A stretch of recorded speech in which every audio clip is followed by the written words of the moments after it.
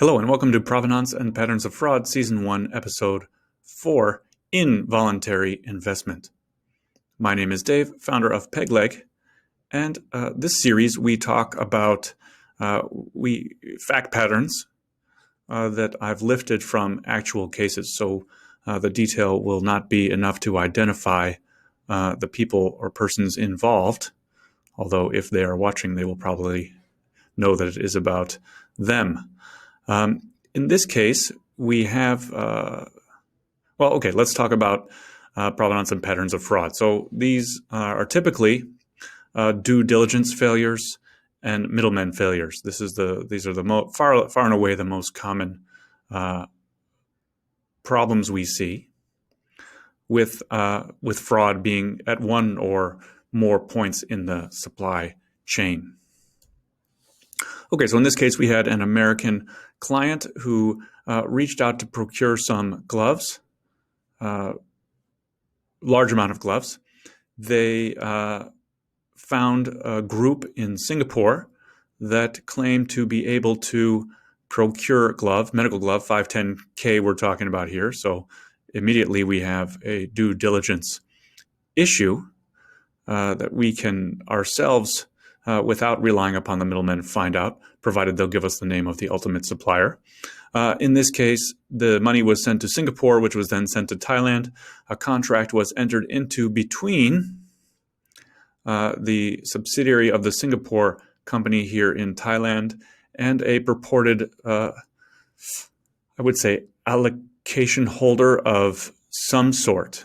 Okay, so the Thai subsidiary transferred the money to the local company, who then was responsible to obtain the 510K gloves through an allocation they had allegedly had with a well-known factory. This allocation was demonstrated with a memorandum of understanding.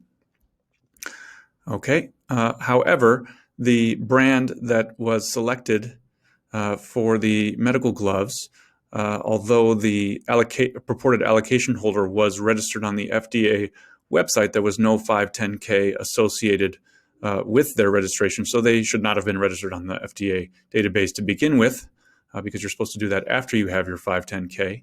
But this was not caught by the middleman, who had thought they had done due diligence, but they only did a very surface-level due diligence on the supplier. The supplier then had that MOU with the producer, the ultimate manufacturer, and they claimed to have given the money to the ultimate manufacturer. And then refused to return it. The reason that they refused to return it was because they said they had already sent the money to the manufacturer to secure their allocation. And even though the order had been canceled, they didn't want to lose their spot in line. On the surface, that sounds like not a valid excuse, but a reasonable excuse, because if they relied upon the contract to invest the money of the buyer in the allocation, then if the buyer pulls out, then you can see they would be in a tight spot. And at the time, they could have probably resold the product anywhere. But as it turns out, the ultimate supplier said that, yes, the MOU was genuine, but no, they had not received any money from the brand, again, which could not have supplied medical gloves to begin with. So having negotiated with the brand to get the money back, they gave me the old Thai line that, well, you know how Thais are with money. It's easy to give it to us, but hard to get back. And as it ultimately turned out, that person had, this has not been verified, but invested in another up-and-coming factory, which had been a joint venture. So there was no chance, except through repacking, that the ultimate customer would ever get the product. And there was no chance, and I believe still no chance, that they will ever get a compliant product. So here we are again in a situation where the money was sent and the middleman failed to do proper due diligence, obviously, because anyone who knew the business or knew what they were doing would not have signed the deal with these people.